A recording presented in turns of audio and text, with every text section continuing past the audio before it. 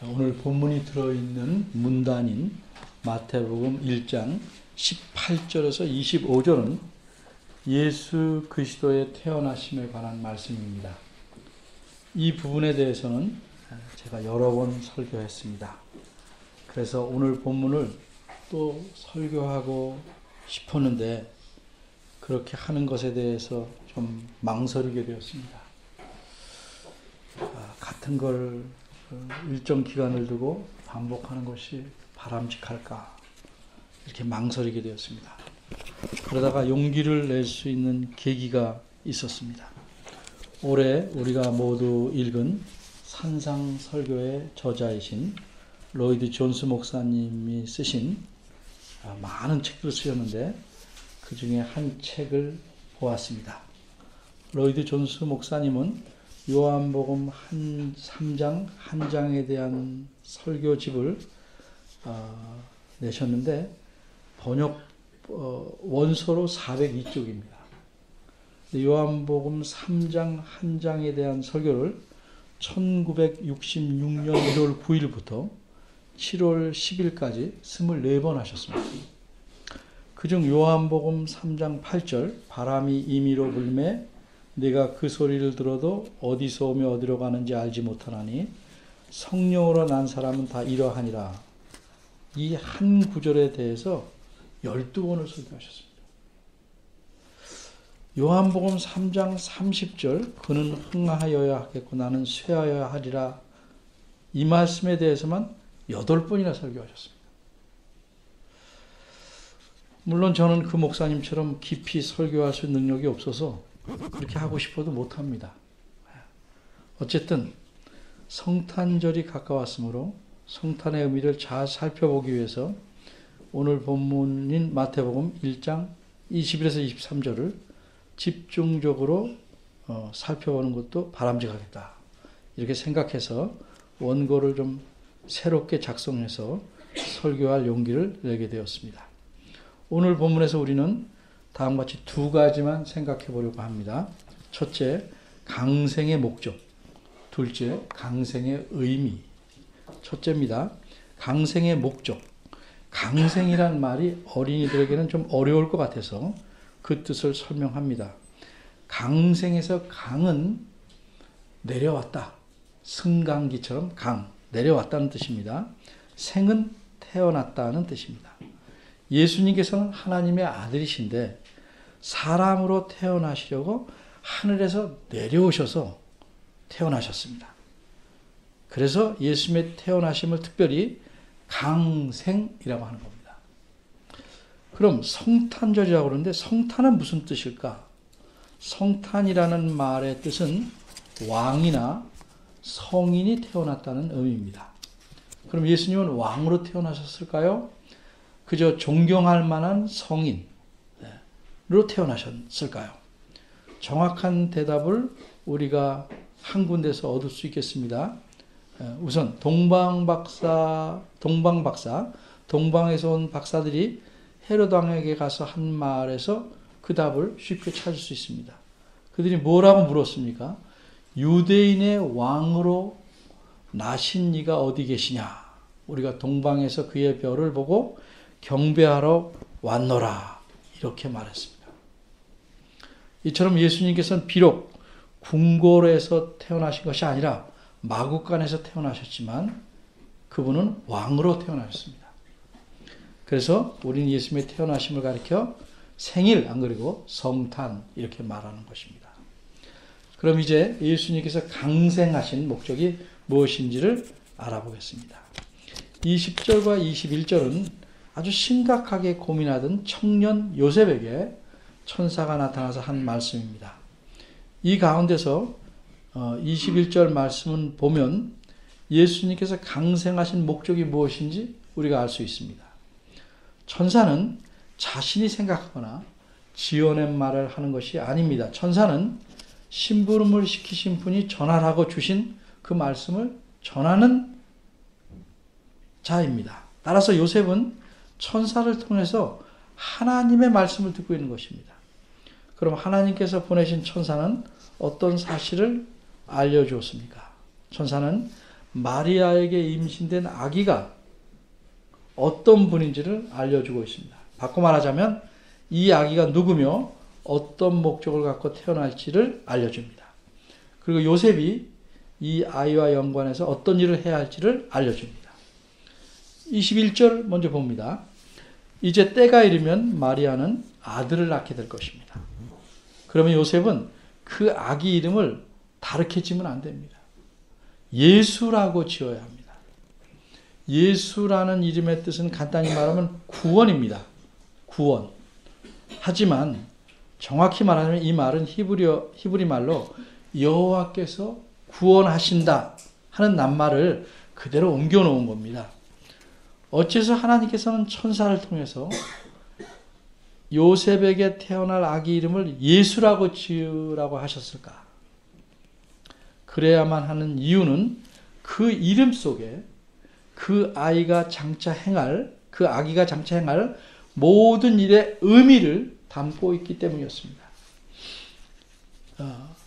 예수님은 구원을 행하시는데 예수님께서 행하실 구원은 어떤 구원입니까?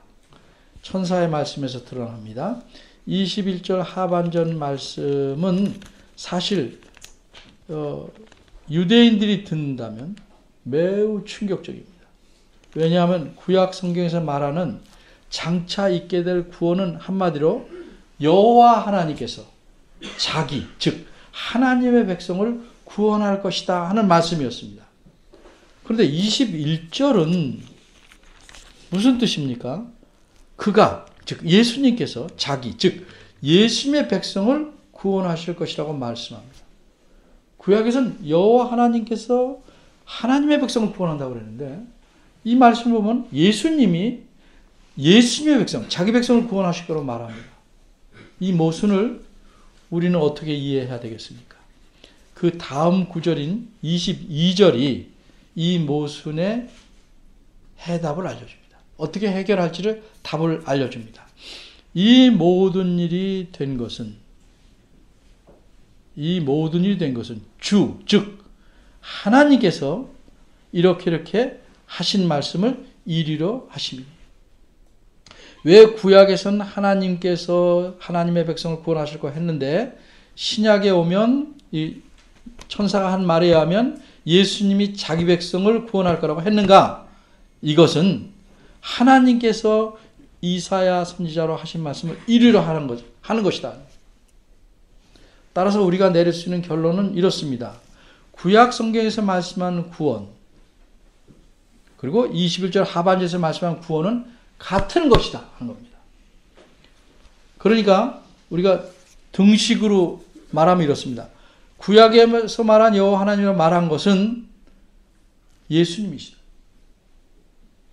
구약에서 하나님 백성이라 한 것은 예수님 백성과 같다. 이런 등식이 성립됩니다. 이런 사실이 유대인들에게는 매우 충격입니다. 그런데 우리에게는 이것이 구약 성경의 비밀을 푸는 열쇠가 됩니다. 만물을 지으시고 다스리는 능력과 권세와 영광을 가진 하나님께서 마리아를 통해 태어나심으로 인간이 되셔야 한다는 것입니다. 뿐만 아니라 이런 엄청난 일은 하나님께서 자기 백성들을 그들의 죄에서 구원하시기 위한 것이었다 하는 사실을 말하고 있습니다. 이런 사실들을 천사가 요셉에게 지금 말씀하고 있는 것입니다. 그런데 21절 하반절 원문을 보면 우리말엔 잘 드러나지 않지만 특별히 강조하는 낱말이 있습니다. 그것은 누가 구원할지를 강조하는 것입니다. 다시 말하면 우리말은 그냥 평범하게 썼지만 원문의 뜻에 따르면 구원하실 분이 다름 아닌 바로 예수님이시라는 점을 강조합니다. 다른 인물이 아닌 바로 그분, 하나님이 사람이 되어서 이 땅에 오신 예수님께서 구원을 이루실 것이다. 그런데 그분은 자기 자신을 위해서 구원을 이루신 것이 아니고 남들, 즉 자기 백성을 구원하신다 하는 사실을 얘기합니다. 어디로부터? 그들의 죄들로부터 그들을 구원하실 것이다. 여기서 죄들이가 뭘까? 죄들이라는 것은 죄에 대한 책임과 거기에 따른 형벌과 그 죄가 미치는 영향력과 그 결과들을 총망라하는 포괄적인 의미를 갖습니다. 따라서 이 구원은 하나님께서 의도하시고 계획하시고 구약 성경을 통해 여러 모양으로 알려주신 그 구원을 가리킵니다. 이렇게 자기 백성을 구원하시려는 것이 예수님께서 이 땅에 오신, 즉 예수님께서 강생하신 목적입니다. 그리고 예수님은 이 목적을 십자가에서 죽으심으로써 다 이루셨습니다. 두 번째입니다. 그럼 강생의 의미. 우리 오늘 본문에서 한 가지 내용을 좀 더 살펴봐야 됩니다. 지금 살펴보려는 내용은 천사가 요셉에게 말씀해 준 내용이 아닙니다. 천사가 요셉에게 말씀해 준 내용은 20절 하반절부터 가로대 다음부터 21절까지만입니다. 다시 말하면 22절과 23절은 천사가 요셉에게 말한 내용이 아닙니다. 이것은 이미 오래전에 하나님께서 자기 선지자인 이사야를 통해서 구약 성경에서 알려주신, 조금 어려운 말로 계시하신 내용입니다. 20절과 21절 천사를 통해서 하나님이 요셉에게 알려주신 말씀은 먼저 요셉으로 하여금 갖고 있던 고민을 해결하고 마리아를 데려옴으로써 예수님을 이 세상에 오시도록 하는 절차를 행하도록 하시려는 것이었습니다. 예수님을 인간으로서 한 가정에서, 특별히 다윗의 자손에서 태어나서 자라나게 하시기 위한 것이었습니다. 그래서 요셉에게 예수님께서 이 땅에 오셔서 할 일이 무엇인지 알려주셨습니다. 그런데 오늘 본문의 내용 전체는 예수님에 대해 알려주고 있지만 요셉이 고민하기 때문에 그의 고민만을 풀어주려고 하신 말씀이 아닙니다. 그렇다면 20절과 21절만 기록해도 충분합니다. 그런데 기록자는 천사가 요셉에게 알려주지 않은 내용, 즉 22절과 23절도 덧붙여 말하고 있습니다. 이 말씀은 이미 수백 년 전에 하나님께서 선지자에게 말씀하신 내용입니다. 다시 말해서 22절과 23절은 요셉이 직접 천사에게 들은 내용이 아니라 이 마태복음을 기록한 기록자가 마태복음을 처음 읽는 독자들에게 알려주는 내용입니다. 그러니까 기록자는 이 본문을 읽는 분들에게 천사가 요셉에게 전한 말씀도 알려줬고 뿐만 아니라 예수님에 대한 하나님의 자신의 계시가 무엇인지를 더 덧붙여서 설명하고 있는 것입니다. 무엇을 설명하라는 것일까? 한마디로 예수님께서 이 땅에 오신 것이, 강생하신 것이 어떤 의미가 있는지를 이미 700여 년 전 이사야 선지자를 통해 말씀하신 내용을 알려주는 겁니다. 먼저 22절을 보겠습니다. 기록자는 예수님께서 이렇게 요셉의 가정에 태어나게 된 것은 구약의 선지자를 통해 알려주신 말씀을 이루려 한 것이다. 이렇게 말합니다. 바꿔 말하면 하나님께서는 이미 오래전에 알려주신 바대로 예수님이 이 땅에 오게 하셨다는 겁니다. 그럼 예수님께서 이 땅에 오신 의미는 무엇일까? 사실 예수님께서는 구약시대에 이 세상에 여러 번 오신 적이 있었습니다. 근데 그때는 진짜 사람으로 오신 게 아니고 사람의 눈에 보일 수 있는 모습으로만 나타났습니다. 그런데 이번에는 구약시대와는 다르게 나타납니다. 성자 하나님께서, 하나님의 아들이신 분이 진짜 사람이 되어서 이 땅에 오셨습니다.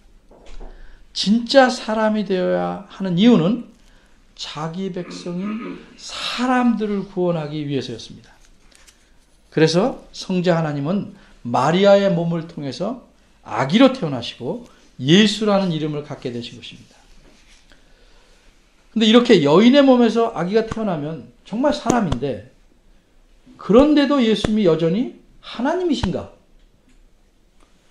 이런 질문이 생길 수 있습니다. 그래서 22절을 한번 다시 보시기 바랍니다.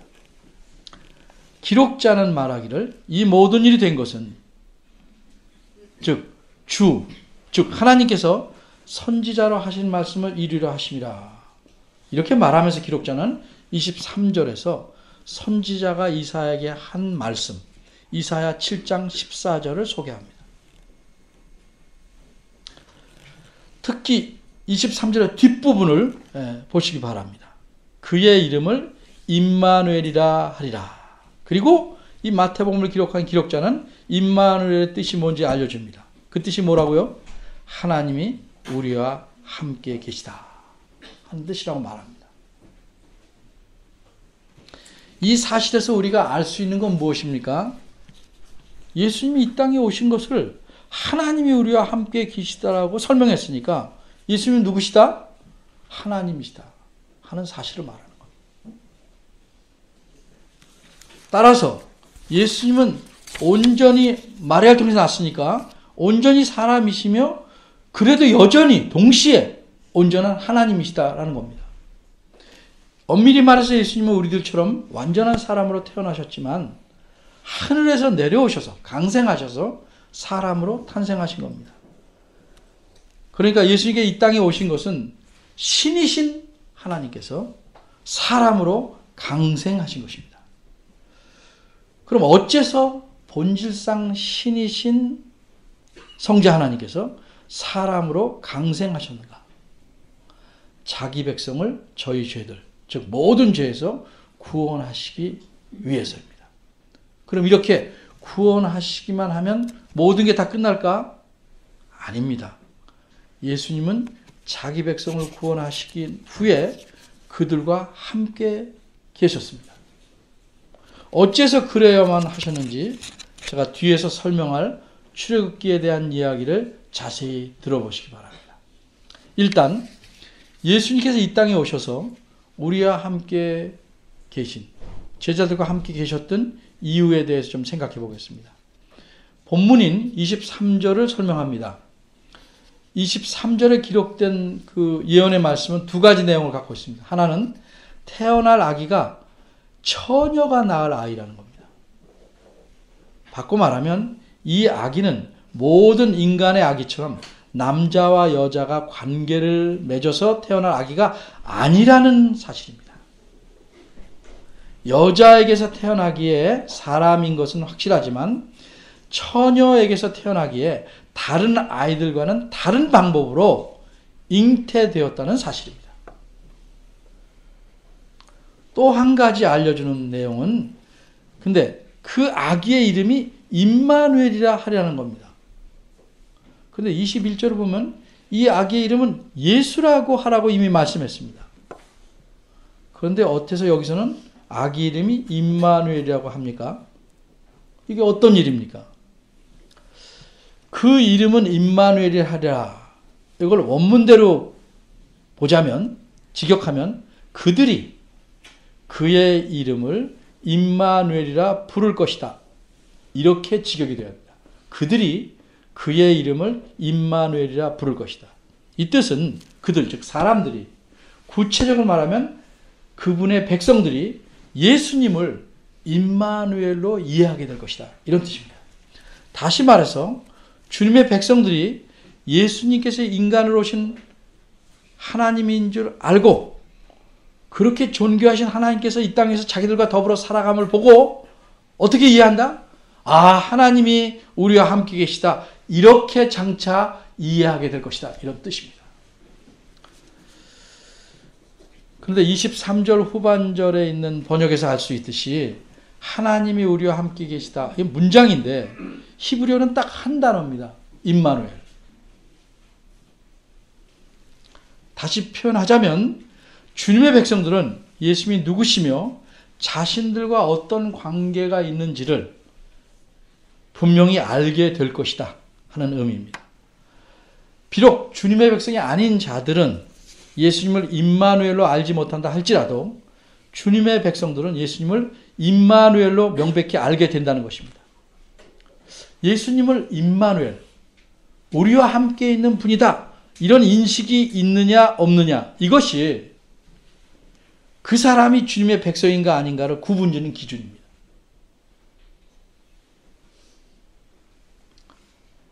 예수님이 이렇게 인식한 구체적인 예를 우리는 요한복음 1장에서도 찾아볼 수 있습니다. 말씀이 육신이 되어 우리 가운데 거하심에 우리가 그의 영광을 보니 아버지의 독생자 영광이요 은혜와 진리가 충만하더라. 본래 하나님을 본 사람이 없을 때 아버지 품속에 있는 독생하신 하나님이 나타내셨느니라. 요한복음 1장 14절과 18절입니다. 이 두 구절을 간추리면 하나님께서 인간이 되셔서 이 땅에 오시고 자기 백성들과 더불어 사시게 되었는데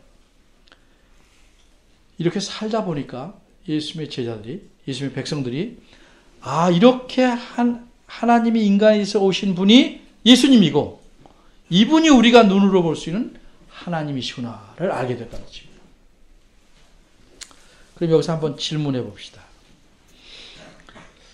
21절에 말씀하신 바대로 아기의 이름이 예수인데 그럼 예수님께서 그 이름대로 자기 백성을 죄에서 구원하시면 그것으로 충분한 것이지 어째서 굳이 자기 백성과 함께 계셔야 하는 것일까? 어째서 굳이 임마누엘이셔야 하는가? 이런 질문이 든다면 그분은 아직 하나님께서 계획하신 구원이 무엇이고 하나님께서 자기 백성들을 구원하시는 목적이 무엇인지를 충분히 알지 못하기 때문입니다. 우리는 그저 내가 구원받았다는 사실 외에는 더 이상 알고 싶지 않으려는 사람들 속에 속해 있는지 모르겠습니다. 하나님께서 자신이 사람들에게 베푸시는 구원이 어떤 것인지 이미 구약 시대에 수없이 보여주시고 구약 성경에 기록하셨습니다. 이런 하나님의 구원이 어떤 것인지를 매우 온전하게 보여주는 사건이 출애굽입니다. 출애굽 사건입니다. 우리는 하나님께서 이스라엘 백성을 애굽에서 건져내신 사건 전체를 통해서 하나님께서 자기 백성을 건져내신다는 것, 그 구원이 어떤 성격의 것인지를 배우게 됩니다. 출애굽에 대해서 설명할 것이 많지만 최대한 간단히 말하겠습니다. 하나님께서 이스라엘 백성을 오랫동안 노예 생활을 하는 데서 건져내셨습니다. 이것이 구원입니다. 근데 이거는 구원의 한 면입니다. 그런데 그리고 나서 하나님께서 이제 내가 너희를 구원해 주었으니까 너희가 알아서 살아가라. 그렇게 그냥 내버려 두셨습니까? 홍해를 건너서 이스라엘 국경을 넘었으면 네 맘대로 살아라 하고 내 손 띄셨습니까? 그렇게 안 했단 말이죠.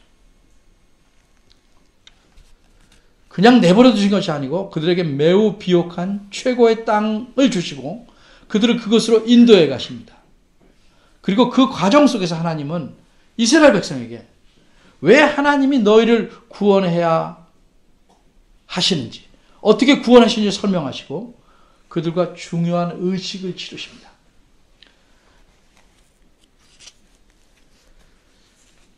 어째서 하나님은 그들을 구원해내셨습니까?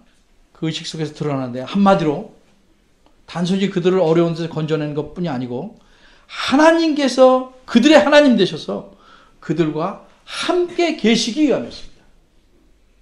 구원이란 그런 겁니다. 구원해놓고 놔두는 게 아니고 너희들의 하나님 되고 너희는 내 백성이 되는 것. 이게 구원의 목적입니다. 이것을 확실히 하기 위해서 이 언약, 이 의식을 할 때 생명을 거는 상징적인 방법을 갖습니다. 이것이 언약 의식입니다. 그렇게 예수님께서 이 땅에 오셔서 자기 백성을 구원하신다는 것은 거기서 끝나는 게 아니고 자기 백성과 함께 계시기 위함입니다. 그리고 함께 계셨습니다. 이 사실을 가리켜 임마누엘이라 하자 이렇게 표현한 겁니다. 바꿔 말하자면 함께 계시지 않을 거라면 굳이 예수님께서 자기 생명을 내놓고 자기 백성을 죄에서 건져내실 필요나 이유가 없는 것입니다. 정리하자면 예수님께서 자기 백성과 함께 계시는 이유가 뭡니까? 그것이 자기 백성을 구원하시는 목적이기 때문에 그렇습니다.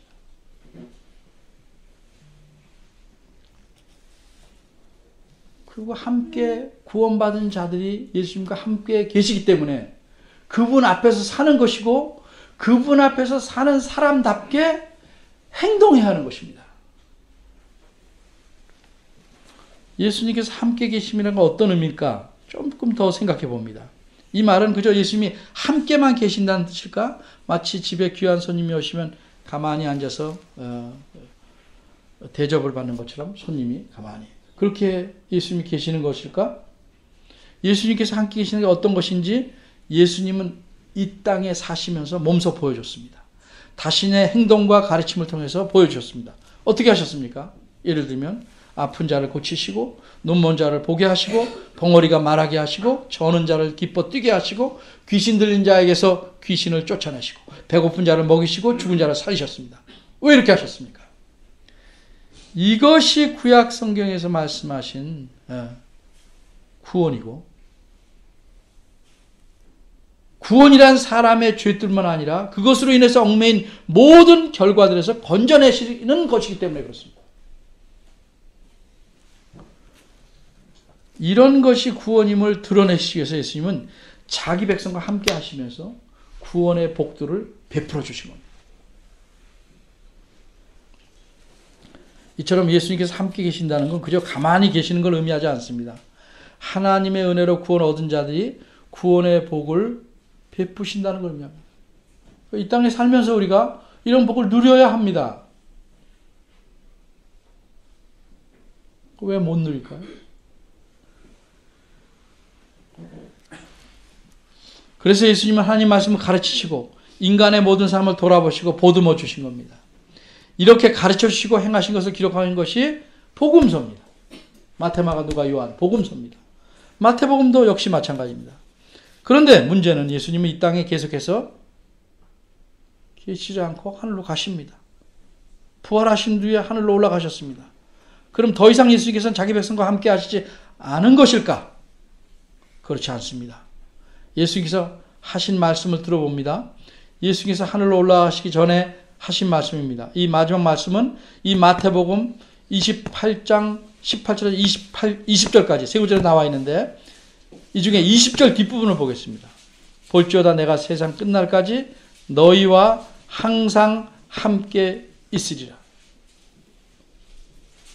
마태복음은 임마누엘로 시작해서 임마누엘로 끝납니다. 여기서 볼지어다는 오늘 본문 1장 23절의 첫 구절인 보라. 이거와 원어상으로 똑같은 말입니다. 이 보라는 말은 주목하라, 잘 들어라 이런 말입니다. 마태복음 끝에서 예수님이 어떤 사실에 주목하라고 합니까? 예수님이 세상 끝날까지 너희와 함께 계셨다는 겁니다. 그것도 중간중간 드문드문 함께 계시는 게 아니고 이 땅에서 내내 그러하셨던 것처럼 항상 함께 하시겠다고 말씀합니다. 근데 이 말씀이 그저 떠나시면서 인사치레로 하신 말씀입니까? 진짜입니까? 진짜라면 예수님께서 어떻게 세상 끝날까지 함께 계시는 것이 가능할까요? 간단히 제가 대답하자면 그래서 예수님은 이 세상에 성령 하나님을 보내신 겁니다.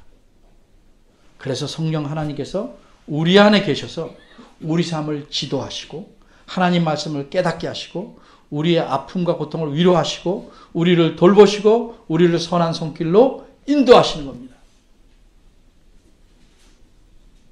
이렇게 예수님은 성령 하나님을 통해서 우리와 함께 계신 겁니다. 세상 끝날까지 항상 끊임없이 자기 백성인 우리와 여전히 함께 계십니다. 오늘 본문을 기록한 목적은 무엇입니까? 다시 18절로 돌아가 봅니다. 18절. 예수님의 나심은 이러하니라. 이렇게 시작합니다. 이것은 단순히 예수님이 어떻게 태어나는가를 말하는 것이 아닙니다. 예수님이 누구시며 예수님께서 강생하신 목적이 또 그 의미가 무엇인지를 알려주는 겁니다. 그래서 천사가 한 말을 소개했고 기록자는 이 사건이 이루어지는 의미를 알려줍니다. 이것이 바로 본문을 기록한 목적입니다. 무엇을 알 수 있습니까? 예수님은 본질상 하나님이십니다. 그런데 참 인간으로 여인의 몸을 통해서 태어나셨습니다. 왜 그러셨습니까? 자기 백성의 모든 죄를 짊어지시고 해결하시기 위함이었습니다. 그래서 그분은 십자가에 달려 죽으시고 다시 살아나심으로 그 모든 일을 이루셨습니다. 그리고 성령님을 통해서 자기 백성과 함께 하십니다. 그래서 우리 안에 예수님 믿는 사람이라면 우리 안에 성령님이 함께 계시는 겁니다. 지금 물론이고 세상 끝날까지 항상 함께 하십니다. 이것이 마태복음에서 가르쳐주는 가장 굵고 중요한 핵심적 사실입니다. 그런데 문제는 우리입니다. 우리는 이 사실을 마음속으로 그렇게 진지하게 받아들이지 않습니다. 머리로만 그냥 알고 있을 뿐입니다. 왜 그럴까요? 아마도 못 느끼기 때문일 겁니다. 그런데 사실이라는 것이 사실이냐 아니냐 하는 것은 우리 느낌으로 결정되는 것이 아닙니다. 여러분 지구가 공전자전한다고 들어서 잘 압니다. 느낍니까?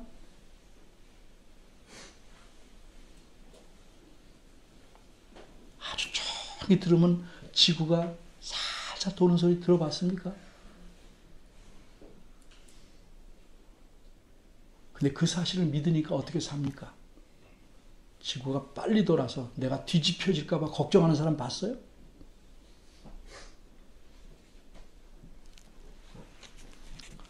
우리가 느끼지 못해도 예수 그리스도는 자신의 약속대로 우리와 함께 계십니다. 우리 삶을 지도하시고 가르치시고 인도하시고 돌보며 보듬어 주십니다. 문제는 우리가 그것을 안 따르려는 데 문제가 있습니다.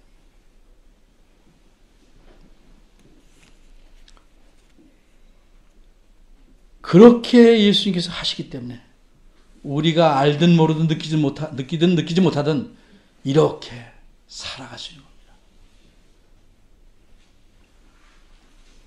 하지만 예수님의 약속을 믿고 안다면 우리 삶이 어떻겠습니까? 더 힘이 있죠. 더 당당할 것입니다. 걱정, 염려 훨씬 덜 할 것입니다.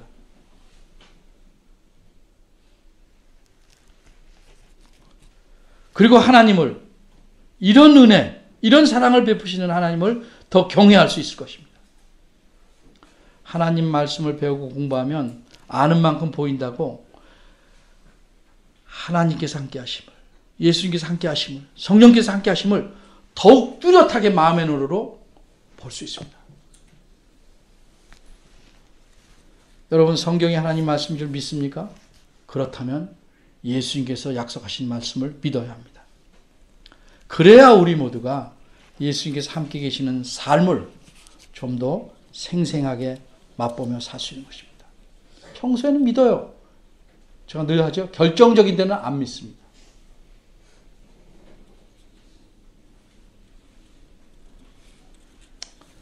이처럼 우리를 위해 자기 생명을 바치신 예수님, 이제는 우리와 항상 함께 하시는 예수님, 이 예수님을 우리가 어떻게 대우합니까? 자식을 위해 손발이 터지도록 고생한 부모에게 눈 질끈 감고 모른 체 하면서 계속 돈 뜯어가려는 못된 자식처럼 예수님을 그렇게 대하지 않습니까? 어차피 나를 위해 희생하신 예수님, 내가 이 세상에서 성공할 수 있도록 힘써 주시고 도와달라고 떼쓰거나 협박하지 않습니까?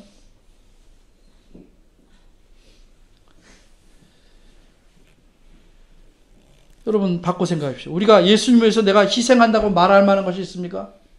무엇을 희생합니까 우리가 예수님을 위해서? 찬송가 가사에서 넌 나를 위해 뭘 주냐? 뭘 줍니까?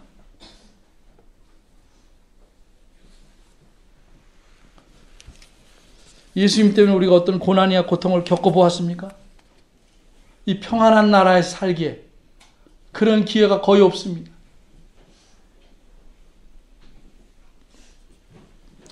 어쩌면 우리는 예수님을 모른다 하는 사람처럼 그렇게 일상생활을 하고 있지 않은가 말이에요. 매년 성탄절만 되면 우린 뭐예요? 올해는 무슨 선물을 받을까? 왜 나한테 선물 안 주냐? 이것만 신경 쓰고 살지 않냐? 애들부터 어른까지.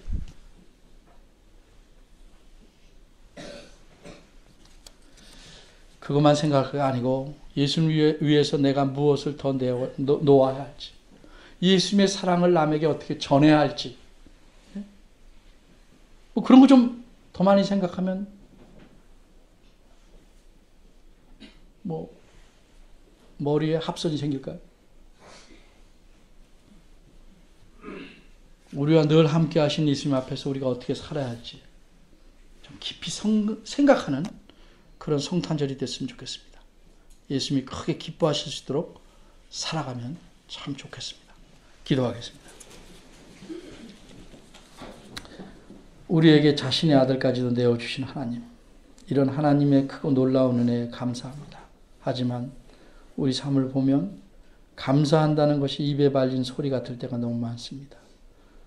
우리는 하나님을 위해서 내놓으려고 하지 않습니다. 어떻게든 하나님을 통해서 많이 얻으려고 합니다. 이런 욕심이 우리 삶을 추하게 만들고 더럽게 하고 냄새나게 하는데도 우리는 자꾸만 모으려고 합니다. 그리고 우리가 그런 식으로 모은 것을 남들에게 자랑하기를 좋아합니다. 하나님을 모르는 사람들과 거의 다를 바 없이 자랑합니다. 이런 자랑이 결국 자신이 욕심장이라는 사실을 드러내는 것임에도 불구하고 우리는 욕심에 눈이 멀어 무지하게 자신이 움켜잡은 것을 자랑합니다. 주님, 저희의 무지함을 깨우쳐 주시고 저희 욕심을 무너뜨려 주시기를 바랍니다. 그래서 우리 삶에서 무엇이 가장 중요하고 필요한지 올바로 깨닫고 살아가게 이끌어 주옵소서. 하나님만이 우리의 만족이 되시며 하나님의 뜻만이 우리의 행할 바임을 알게 하옵소서. 성탄을 맞이하여 자신을 기꺼이 내어주신 주님처럼 우리도 하나님과 이웃을 위해 더 내어줄 수 있는 사람이 되도록 도와주옵소서. 예수님의 이름으로